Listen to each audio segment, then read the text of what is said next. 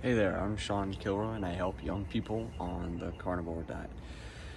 So today's video I want to talk about tips for buying meat on the diet itself.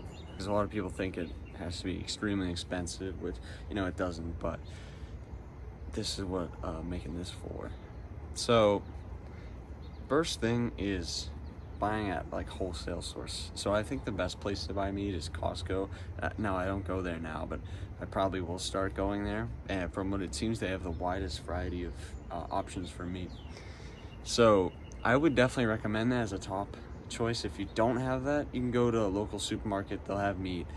Might not be as high quality, or local butcher, which will be higher quality, might be a bit more expensive. And the second thing, when I started, I remember that I had no way to figure out how much. So I remember looking at videos, looking at, oh, you can do chuck like this, you can prepare it like that.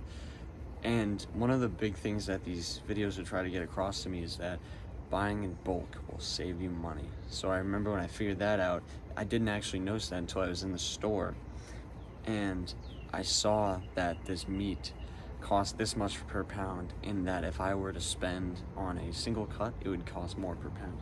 So it was actually just giving me more food, and it's cheaper. So buy in bulk. So what I usually will do is I'll buy a big thing of a ribeye or something like just a big package of uncut, because then you cut it yourself and you save a lot of money. Another thing you can do is, I've not done this but I've heard it's good, is you ask the butcher for fat trimmings. So fat trimmings are obviously they cut off the fat on the ends and they keep them, and you can ask them for them, and that's a good way just to get more nutrition in. I've heard you can fry them, it tastes good like that too. If you're heavily budgeted, ground beef should be good. I would make sure you're getting other things, because you might have bowel issues if there are low quality meats with not tons of nutrients, and that's one of the main reasons people come off of the diet. So I would definitely be careful of that. And right, so that's frequency. If you can once in a while have a steak, it's definitely gonna help. And I would say in general, steaks are probably more sustainable, just because it's a lot easier to eat and taste better, right? So eggs are good. I'd say it's probably the only other meat that you need besides the red meat from the cow. Eggs are really good, but if you're gonna get them, get pasture raised, because the nutritional density is a lot more in pasture raised than regular eggs. It's actually insane. Regenerative farmer said that grams of folate was like 71, but then in his pasture raised regenerative farm it was 1,000 milligrams of folate. So it's over 10 times nutritional density. But if you have budget, buy what you can.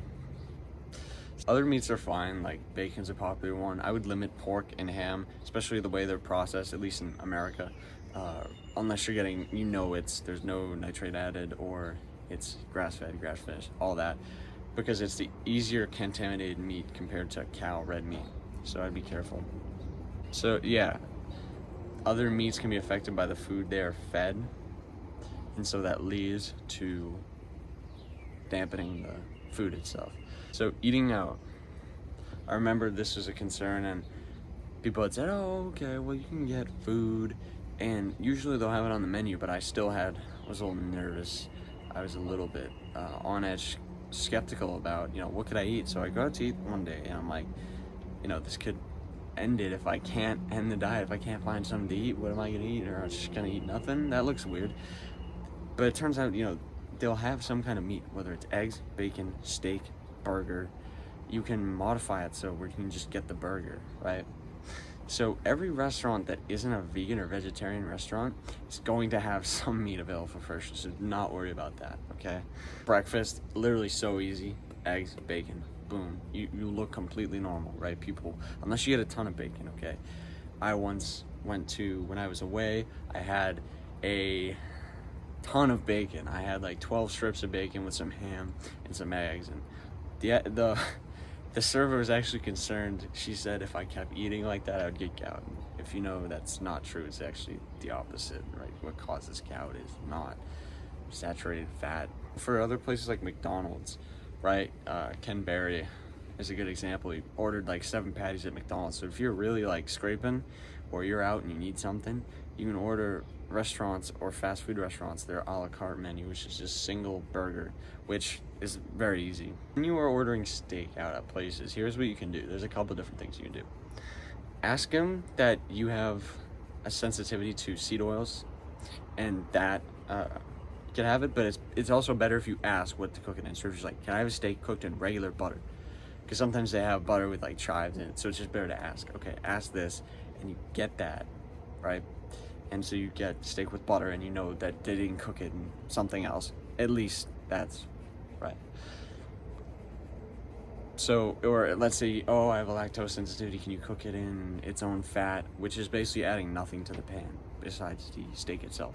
So that's probably the best option. The last thing you want is seed oils in your steaks, so it's much better if you just tell them instead of suffer through it. Once again, the a la carte menu on fast food restaurants, if you're looking for that, you'll get burger patties, you can buy it, it's cheap. So that's another very easy way to do that. All in all, these are my tips for buying meat on Carnivore. It's not complicated. Really, meat, you go in, you buy, and you're done 10 times faster than anyone else in the grocery store, because you might get some weird looks, right? Only meat cart, but it's very easy. You go in, you go out. Beware of prices and stuff, so buying in bulk will save you a lot of money.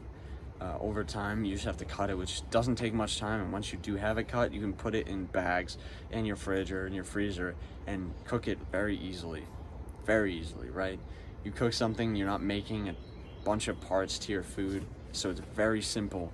Eating on this diet is very simple because you're eating just one thing. So remember that whenever somebody says like, oh, it's simplistic and easy. You don't have to mix or grow or do any of this stuff. You're able just to eat something, even if you don't even cook it that much. You can eat raw or like rare steak and you'll be fine. So yeah, all in all, this video, I hope that has made it easier for you to buy on this diet. It's really not that hard, but I feel like some people are confused. Adding together good options for buying in bulk, like big steaks in bulk, such as a ribeye or maybe a chuck roast. Chuck roast, you're gonna have to cook for longer. So things like that are more sustainable than buying single cut, things that are priced up more. And that is how you're gonna buy on this diet. So if you like what you see, hit the subscribe button, and I will see you in the next one. Thank you.